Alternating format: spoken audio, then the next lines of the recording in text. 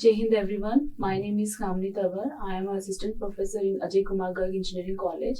Today I am going to discuss a topic that is two-dimension array in C programming. This is the continuity lecture. In my previous video, I have discussed about the one-dimension array in C programming, and in this video lecture, I am going to discuss about the two-dimension array. So this is a brief recap of what is one-dimension array. One-dimension array is basically a collection of similar type of data. That means these data are going to stored in a continuous manner, having some memory location. And these elements are of similar type. Like if we want to store the element, suppose similar type of data means when we want to store data in collection, that means if you want to store int type of data, then all the data will be of integer type. If you want to store the float type of data, then the data is of floating type. Like this, array is basically used for the storing similar type of data, and this array is a derived data type. Okay, as I have already told that we are having three type of data types. First is primitive data type, then derived data type, and the third one is the user defined data type. Array are the derived data type, the second one type. So in today's lecture, I am going to discuss about the two-dimension array. Basically, two-dimension array is also known as matrix. That means, what is matrix? A matrix is basically the collection of rows and column. Means having some rows and having some column is known as matrix. Here we are having, when we are using two-dimension array, then two-dimension array is basically used for the matrix. Then in two-dimension array, we are having some rows and some columns. If you are making a table or you are making a matrix, then that means you must have some rows and some column. Like suppose this is a matrix, or you can say this is a table. In this, we are having some rows, like these are some rows, row 1, row 2 and row 3. These are some rows, and here these are columns, column 1, column 2 and column 3. So basically, two-dimension array is used to store the data in this matrix. If you want to store the data in a tabular form or in a matrix form, then we are using the two-dimension array. Okay. Similarly, if you are comparing the two-dimension array with one dimension, like in one-dimension array, we are having only single subscript. Like we are declaring like int a, and then we are giving the size of the array. This is the declaration of one-dimension array.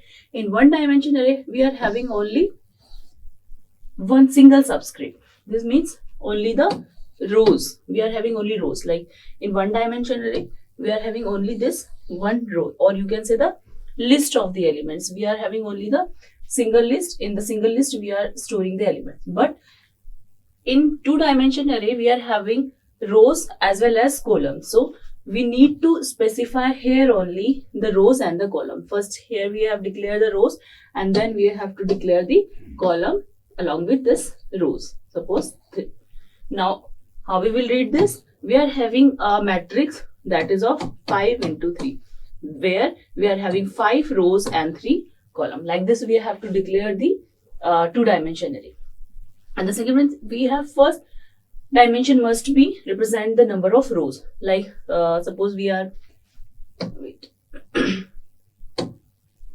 okay. Like what it mean? The number of rows and number of column means we are declaring like this: int a, the size of rows and the size of column. The first subscript must be the row, declare for the rows, and the second one declare for the column. We cannot interchange it like C or R. Column by rows. We have to declare the array rows by column. Okay. First we have to declare the rows, then we have to declare the column. And the last one, the value are placed in row order. That means if you are entering the elements in the array, then we have to first fill the elements in the rows, then we have to fill the elements in the second, means rows by rows we have to enter the elements. Like suppose like this, we are having this type of matrix we are having. Then how we will store the elements of this in this matrix? First we have to fill the elements in the rows like this. Then after completing the row, then we will enter the element in the second row like this. We cannot store the elements like this. First we have to store in first row, then we will store in second row, then we will move in the second column, then third column. No, we are not entering the elements column by column. We have to store the elements row by row in row order. Okay, so in 2 dimension, this is the syntax of the 2-dimension array. What we have to mention here, we need a data type name, then array name, after that rows, and then column. If you want to declare the array or you want to declare the 2-dimension array, then there must be declaration of the rows and column. In 1-dimension array, we are only declaring the only rows here. Okay, now in 2-dimension array, we are dealing with the rows and as well as the column. These are the rows, row 1 and row 2, and these are the column. Column 1, column 2, column 3, like this. For example, we are having a matrix of name A, like this is the A matrix, and what is the size of this matrix is 2 into 3. That means we are having 2 rows and 3 columns. Okay, like this, 2 rows and 3 columns. Likewise, if you want to declare a matrix of 3 into 3, like this, int A 3 3. Here we are declaring the size of the row is 3 and the size of the column is 3. Now the formed matrix will be 3 into 3. Okay, like this, we are having 3 rows and 3 columns. Row 1, row 2, row 3, column 1, column 2, and column 3. So this is the declaration of the array, or we can say the declaration of the 2-dimension array. Okay, now we will see the now we will see the memory representation of 2-dimension array. How the memory will be allocated in 2-dimension array. Okay, so this is the representation of memory. Likewise, if you want to store an element in 1-dimension array, we are using like this input. Okay, this is the 1-dimension array. Okay, this is the indexing 0, indexing 1, indexing 2, and indexing 3. Likewise, A of 0, A of 1, A of 2, and A of 3. This is the 1-dimension array, and this is the memory representation of 1-dimension array. Memory representation of 1-dimension array.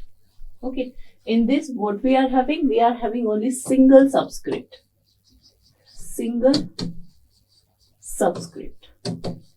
But in 2-dimension array, we are having rows and column. We are having 2 subscript, first for the rows and the second for the column.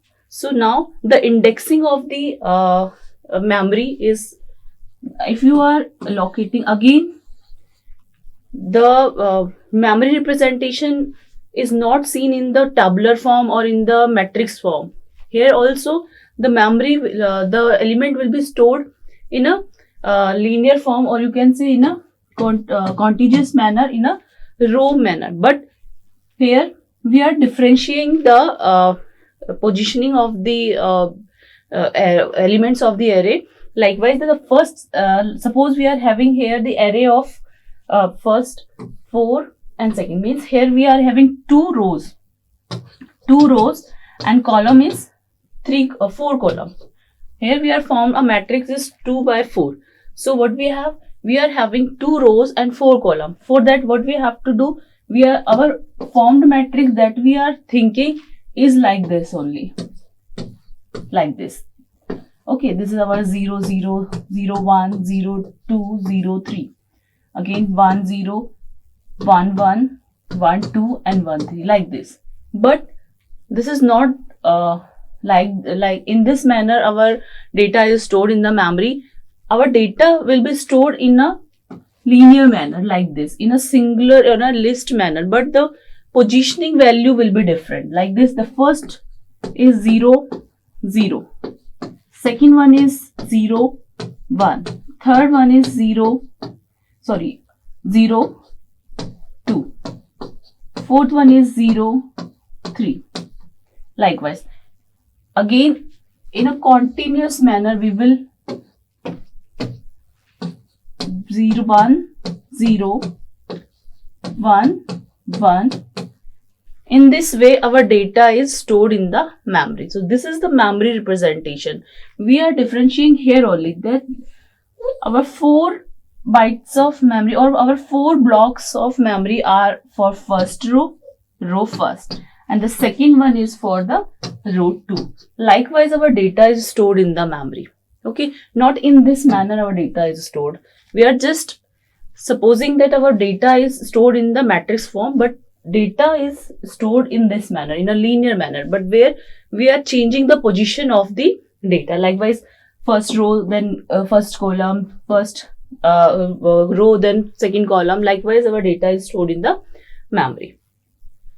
Okay, now the next thing is how we initialize the value in our two-dimension array. In two-dimension array, our value will be assigned likewise, like I have already told that the first data is for the row 1 and the second data is for the row 2. Likewise, our data is stored in the memory, that we are having 2 rows and 5 columns. Okay, so 0 1 2. Our indexing will be start from 0 to 4. Okay, I think in this slide I have taken the 4 size, but it is of 0 to 4. That means our the row size is of 5. 0 1 2 3 4.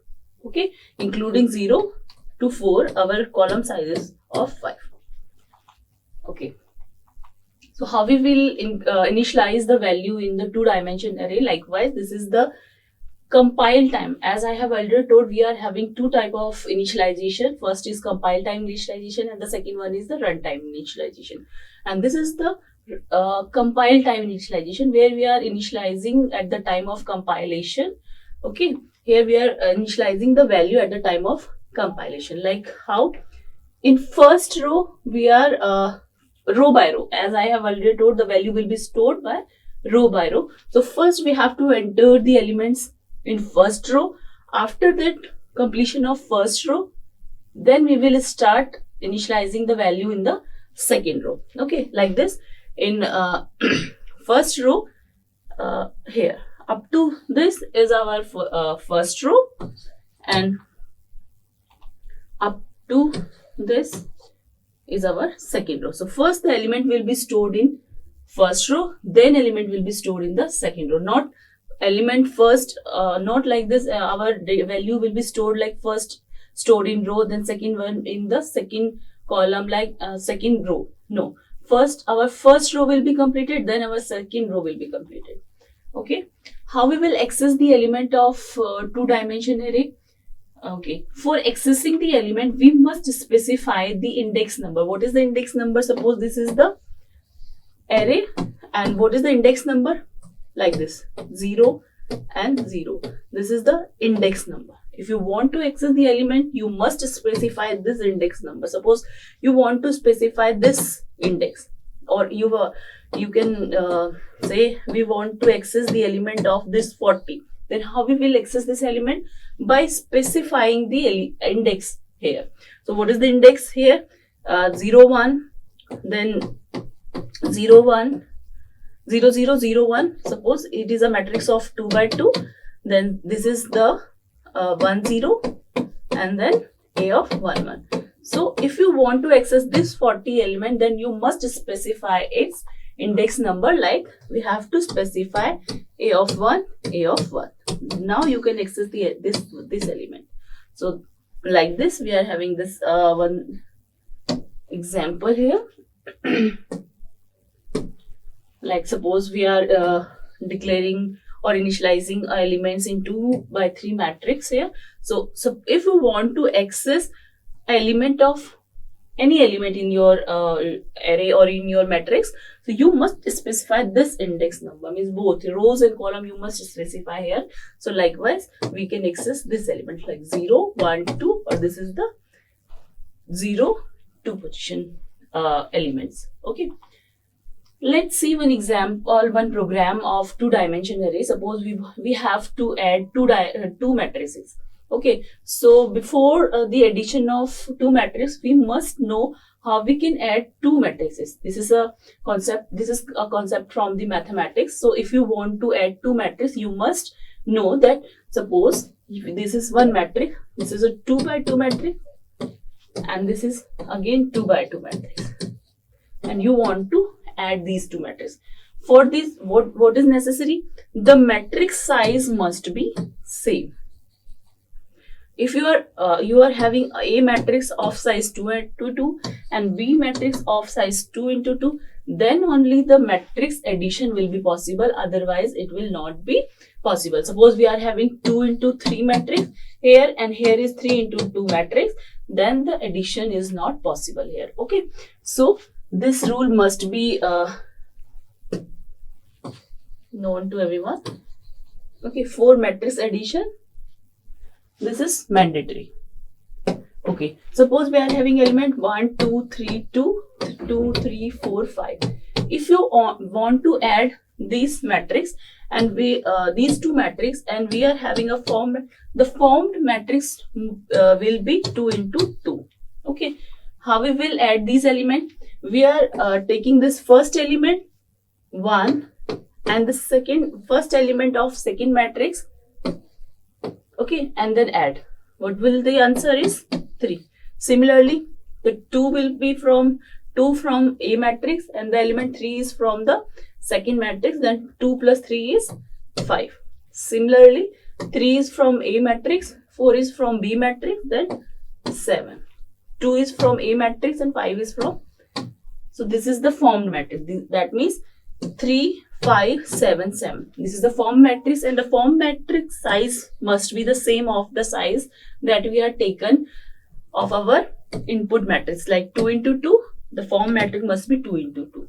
Okay, this is mandatory in your addition of 2 matrices. So how the addition will be performed? We are taking the first element, like suppose 0, 0 we are taking, and 0, 0 of second matrix we are taking. That means how it will work? From matrix A, we are taking 0 and 0. Okay, and from matrix B, we are taking the element that is on the position of 0, 0. And this will stored in the C of matrix here. This is a simple logic. Likewise, we are picking the element from this position 1 and we are picking the element from B. 2 plus 1 is 3, and this 3 will be stored at what position? At this position. And what is this position? This is the 0, 0 position. Okay. Okay, this is the 0, 0 position. Okay, similarly, the second one is A of 0, 1. That means we are picking this element, and 0, 1, same 0, 1 and 0, 1. So we are picking 0, 1 from this element from 0, A of 0, 1 plus B of 0, 1, and store this element in the C of 0, 1. Likewise, 2 plus 3, that is 5, that will be stored in the A of C of 0, 1 here. Likewise, we are calculating the addition of 2 matrices. Now we will see the program for this. Okay, so how we will make a program for adding the 2 matrices. Okay, these are the header files. Okay, for adding 2 matrices, what we need? We need 2 matrices, A and B. And for storing the resultant, we need one more matrix, that is of C. You can see the size of the matrix we are taking here. Okay, in starting we are taking a randomly size, or you can, because array is of static nature, you cannot update or you cannot alter the size of the array. So that's why we are at starting we are taking a randomly size of the array, maximum more than your input size of the array. So we are taking the randomly 5 by 5 size. After that we are entering the size of the array, that how many elements you want to enter in that array. Okay, so likewise, now what is this? Enter the order of the matrix. Now we are entering the order of the matrix. Suppose we are entering 2 by 2 matrix, so here m is of 2 and n is of 2. Likewise, we are just declaring the size of the array in the in your memory, because we need some memory location for your array, for your multiplication or your addition of the two matrices. We need a random size of the array. Then we will enter the order of that array. Okay, so this is for that. Now, first we have to enter the elements. Okay, for entering the elements, okay, in one dimension array we are using only one loop, because we are dealing with a single row. Okay, here in like at 0 position we are entering, then first position, the second, with single loop. But in 2-dimension array, what we need 2 loops. One is for row and one is for column. Likewise, this is for your row, okay, rows, and the second one is for your column. We need 2 loops for entering the elements in the array, because we are specifying like this: a of this is for row and this is for column. So first what we have to do, we have to enter the elements of first row with entering in all columns. Then we will move in our second row and we are entering the elements in the complete second column. Okay, likewise, I loop is for rows and j loop is for column. I will explain this thing. Okay, likewise, so suppose I am going to explain this one, how the elements is stored in a array.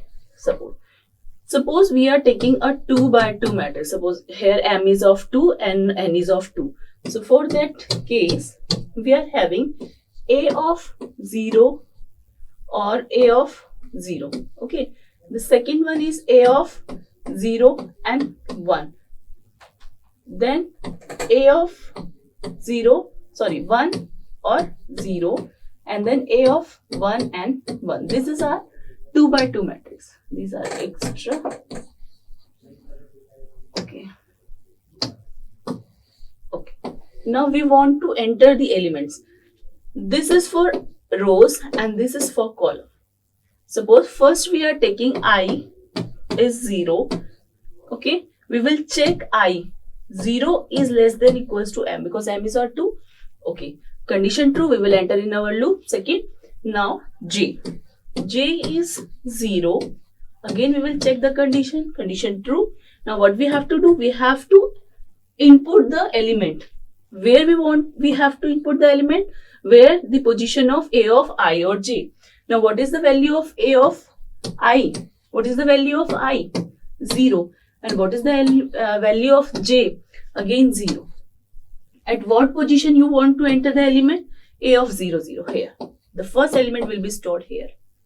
Now from here we have to update the value of j plus plus. Okay, j plus plus. Now the value of j is 1. Again j plus plus, we will check the condition. 1 is less than 2, condition true, we will enter into the loop. What will happen? We have to enter the elements where we have to enter the element where the indexing is of a of 0, because I is the same, and j of 1. The position of j will be changed. Now where we have to enter the element where the indexing is of a of 0 and 1. A of 0 and 1 here. Now we have to enter the element.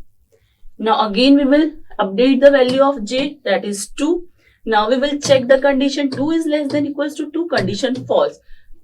Condition false, we will not enter the loop. We will come out from the loop and update the value of I. Now I will be 1. I will be 1. check the condition 1 is less than 2, condition true, we will enter into the inner loop. Again we will initialize the value of j is 0. Again from 2 we will initialize the value 0. Now again we will check the condition 0 is less than 2, yes, enter into the loop. Now where we have to enter the element, where the indexing I is of 1 and j is of 0.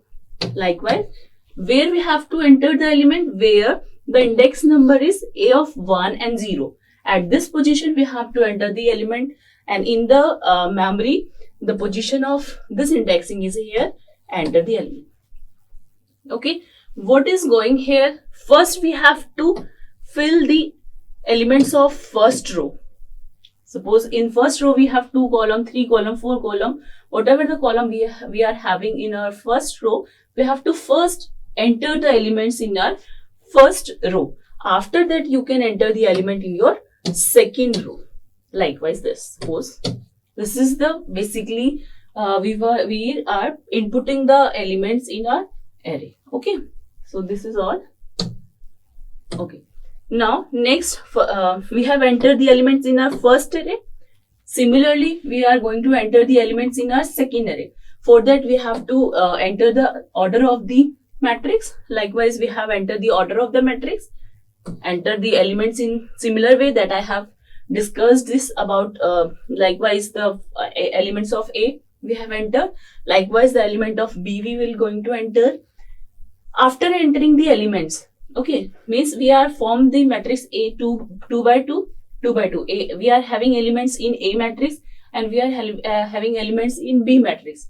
Now what we have to do, we have to fetch one by one element from each matrix. Suppose we have to fetch element from A and then element from B. Now what we have to do, after fetching the elements, we have to adding these elements. Okay, so next step is adding the elements. How we will going to adding? Again we are going to again we have to take the elements with the help of loop. Okay, because for entering the element we are using the loop. Similar way we have to access the element from the matrices, so we need loop. Okay, likewise suppose we want this logic I have already told that how we will adding the elements. Suppose we are having 1 2 3 4 a first matrix A, and the second matrix is this 2 3 4 and 5. These are two matrices.